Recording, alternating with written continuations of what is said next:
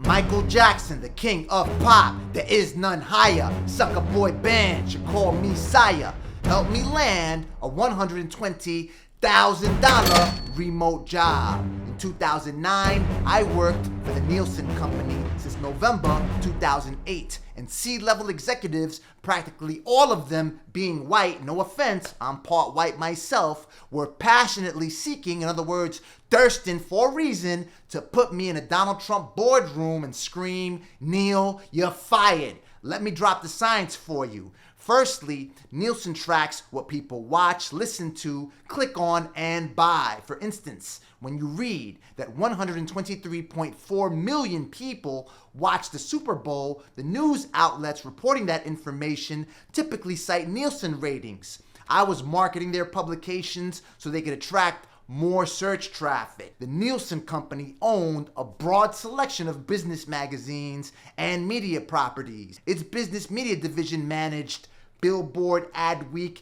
and The Hollywood Reporter, to name a few. Executives were regularly checking up on my work to determine whether I was worthy of getting a paycheck. During my first meeting with the vice president of digital marketing, she wanted me to tell her what I could do to help the organization pick some low-hanging fruit, meaning how I could make Nielsen some fast money. I proposed promoting some content on social media nonetheless. I advised that I would have to have some editorial control to be effective. In other words, I would have to tell the magazine what to write about. The VP dismissed my idea. I also mentioned optimizing content for long-tail keywords. Long-tail keywords are phrases for which people search on Google that have more words. People searching for long-tail keywords want resources that address a specific need. For instance, if I search for the word tires, Google will show me a national retail chain selling tires. But if I search for the term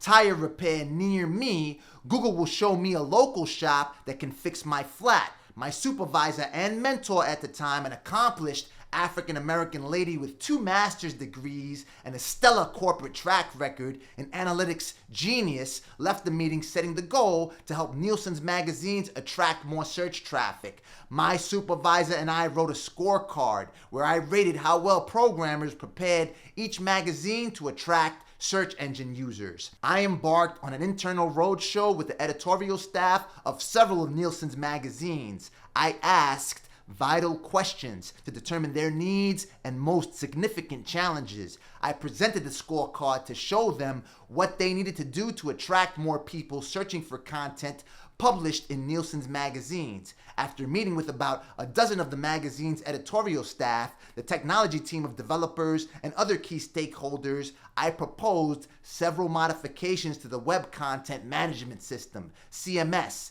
an application on which writers publish articles. The head of the technology team responded that the modifications would cost too much, a little over $30,000. The VP who first met me invited me to a meeting with iCrossing, one of the world's largest digital marketing companies at the time.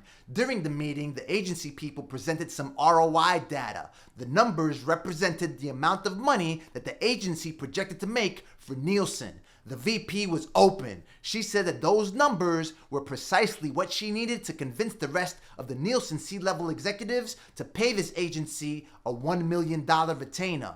Little did I know, some heads had to roll to make that happen, mine included. After a couple of days of running the numbers and reading through the agency's proposal, I discovered that the agency could not help Nielsen make the money it projected. I showed my supervisor and VPs at Nielsen my calculations on a spreadsheet and PowerPoint presentation. Nonetheless, my supervisor scheduled a lunch meeting for me and my teammate a few months later. We were the team in charge of search engine optimization, internet marketing, and analytics. During the meeting, my supervisor told me I should update my resume. That VP I met months back and other top executives were plotting to fire our entire team. A few vice presidents wanted to take us out and scavenge our salaries to pay the agency that projected those suspect numbers. My supervisor pointed out that we were the only team at Nielsen made up of minorities. I'm an Hispanic, Black, and Native American man. My supervisor was Black, and my other teammate was of Indian descent. I was shook. I was initially shocked when she told me, but then I was sad.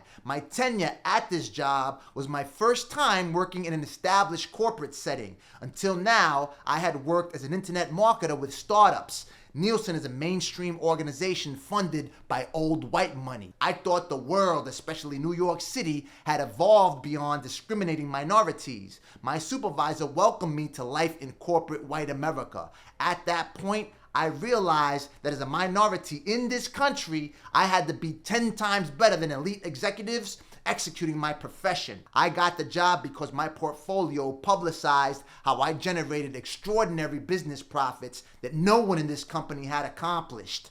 I took companies from $0 to generating $150,000 a month. I also ranked several organizations on page 1 of the Google search results for hyper-competitive searches. If you want to learn how to build a portfolio that flashes back-to-back business and profit-earning conquests, watch my video on raising unlimited business funding linked above. My supervisor could outwork any executive in Manhattan. After we met at lunch, on one hand, I was happy to discover how much my supervisor cared for my well-being. Not many people with her credentials respected and protected me then. Simultaneously, nonetheless, I was disappointed because now that I had finally landed what my loved ones and anyone would classify as a, quote, good job, benefits, a good salary, life insurance, 401k, and other perks with a good company, I was on the brink of losing it. I didn't tell my wife or anybody that Nielsen was about to boot me. I have always had the knack of snapping out of a slump quickly, so I updated my resume on job search sites. I then contacted the headhunter who got me the job at Nielsen. Working in a corporate environment, I figured I could land another job with a big company. Moreover, I had tightened my relationships with thought leaders in web marketing who knew I was a good connection working with all the Nielsen magazines. Search engine optimization, SEO, is a form of digital publicity. If you can get big magazines like Adweek to point hyperlinks to your website, your site stands a great chance of appearing on popular parts of the Google search result pages. In addition, once you appear on a mainstream website, you have earned a third-party credibility indicator. A friend always shows off the Forbes logo on his website because I interviewed and quoted him on a feature I wrote on Forbes. A customer who sees his advertisement may trust him because of his citation on Forbes. A friend who sadly committed suicide a couple of years ago had recently commissioned me for an all-expense-paid speaking gig in Deerfield, Florida. In 2009, I flew to Florida with my wife. Shouldn't we be doing this on a beach, on the sand, under a tiki tent, with some pina coladas in our hands and some wooden straws sticking out of them? Before working with Nielsen, I was active on social media platforms and knew stakeholders at marketing startups worldwide. By speaking with marketing professionals every day, I made and tightened more relationships with key stakeholders. Disappointed nonetheless, I stay scrappy.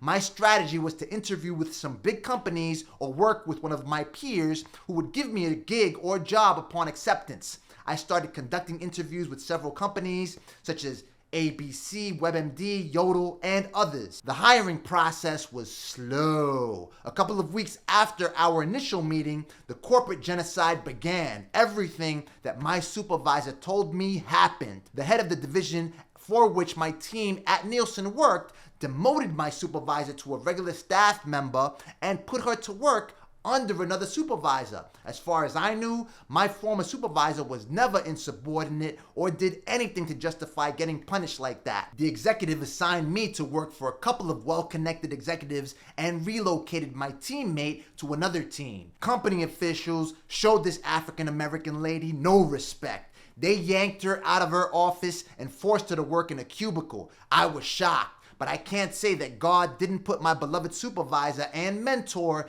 in my way to warn me. She was my guardian angel. My new supervisor, a slim white lady, welcomed me into her office while she ate a peanut butter and jelly sandwich and a glass of milk. She introduced me to my new teammate, who my old supervisor told me was very close to my new supervisor and high-ranking people in the company. I joked that a paperweight shaped like a rock on her desk was perfect for crushing garlic, and they laughed throughout the entire meeting.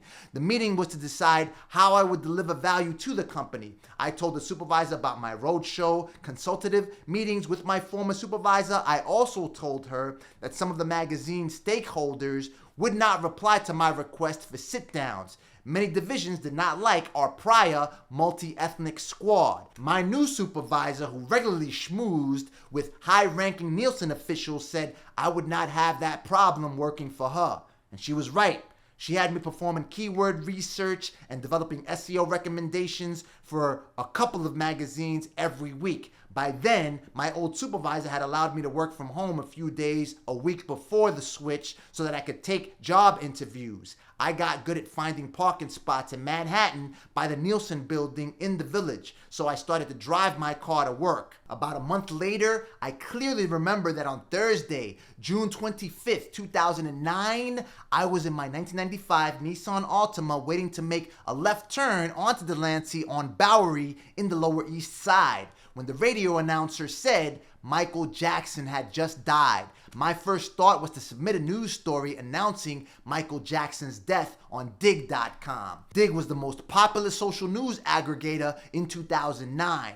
My idea was not to make money. I regularly shared content on Digg to broaden my influence on the platform. I made more friends because everybody on social media wanted to be or meet top diggers. If someone with my profile submitted a website to Digg, there was a greater chance that the website would welcome thousands to millions of visitors from the social network and other websites. Magazine writers and other webmasters who were always looking to cover trending stories would browse the front page of Digg to cite web pages welcoming viral traffic. Remember, links help you get search engine traffic too. If a story would go viral on Digg, it would also typically go viral on Facebook and Twitter.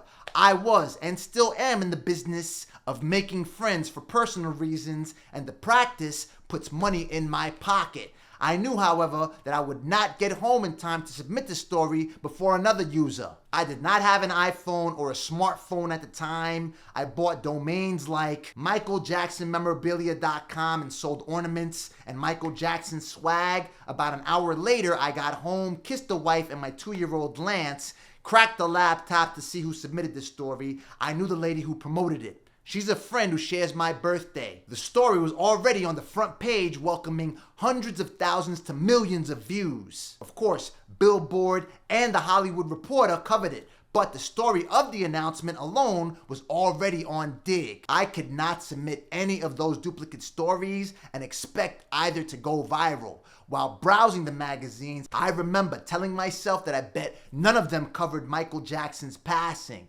None had any idea how to attract web traffic. I was right until a week later when I discovered what was one of the most ideal ways to feature the story for viral exposure. PDNonline.com, a now defunct former Nielsen business media publication, released a feature titled "OK Paid $500,000 for Michael Jackson's death photo." Bam! I did not have to think twice and had nothing to lose. I thought I was already 1 foot out of the door at Nielsen anyway. I submitted this thing on Wednesday, July 1st, 2009. This thing went viral faster than you can say pipehead. The story was in my company's magazine, so I could see the people clicking on the link on the analytics dashboard. Over 30,000 people visited the page on the first day, and Gawker, that magazine that Hulk Hogan put out of business, pointed a link to it and sent another 60,000 people the very same day. I immediately emailed my new supervisor, the VP of Digital, who wanted to fire me, and everybody whose name rang bells at the organization. The top dogs on the email thread congratulated me and forwarded the email to their bosses and peers. The president of Nielsen Business Media congratulated me. That same VP said that no one in the organization has ever single-handedly directed that much traffic or made that much money for the company in hours. At $60 to $70 for every 1,000 visitors, I made over $5,500 for that company in less than 1 day. Some NBA players don't even make that much money each day. But Neil, You said that MJ got you a 6-figure remote job. Hold on.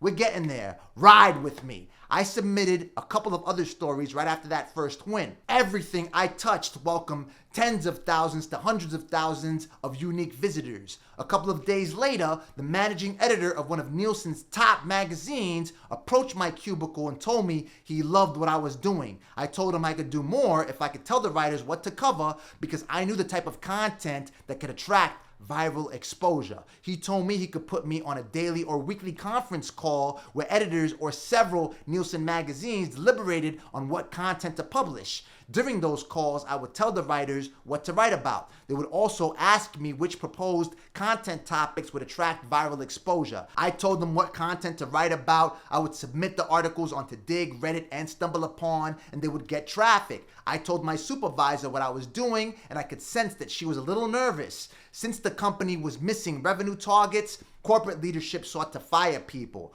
Once I showed that I could make money for the company, all rumors of making my head roll and scalp my salary to pay an overpriced agency stopped. Muerto. She was worried that if nobody wanted to fire me, then somebody may want to fire her. I was a direct money maker, whereas she was not. She tried to keep me performing the road show she facilitated so the team leader could take credit for something I was doing. I told her I had no problem holding the road show, so I hired somebody in India to do the keyword research. I presented during the road show meetings. I also formulated a plan to have her let me work from home.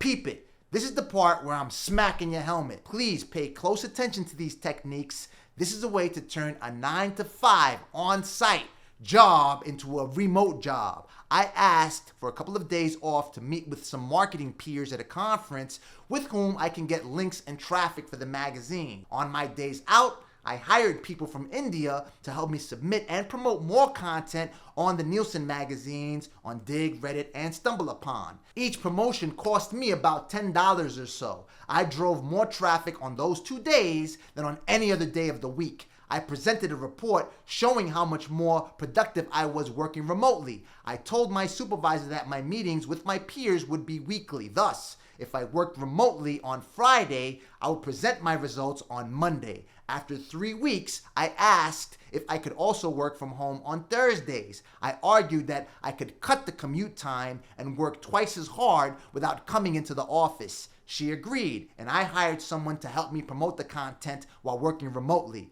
On those long weekends, I worked only a few hours and took the family to water parks. Working remotely, I drove 5 times more traffic than at the office. After a couple of weeks, I reported the numbers to my supervisor and asked her if I could also work Monday remotely. Before I continue, let me explain.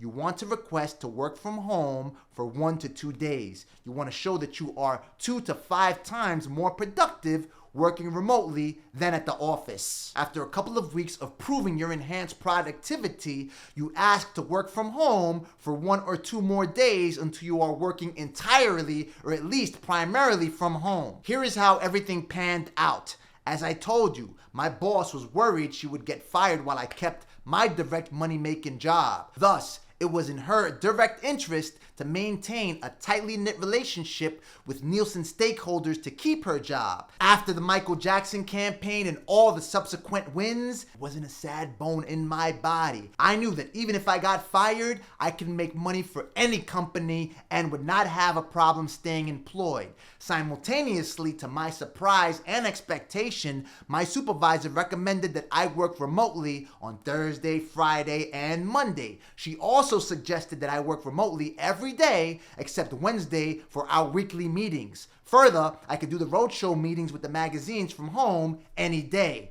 This way, I would still be making money under her team's flag, but I would be less likely to make friends and establish a more stable position with Nielsen. Ladies and gentlemen, lo and behold, corporate politics. Working remotely, I made more money for Nielsen than ever. On multiple campaigns, I drove over 1 million visitors to Adweek properties, making them hundreds of thousands of dollars in a matter of days. I took screenshots of the traffic analytics and web submissions to add my successes to my portfolio. I had celebrities like Ashton Kutcher on big Twitter and social media accounts sharing Nielsen content. By January 2010, I had driven so much traffic to Nielsen that we sold the magazines to various buyers for over $70 million.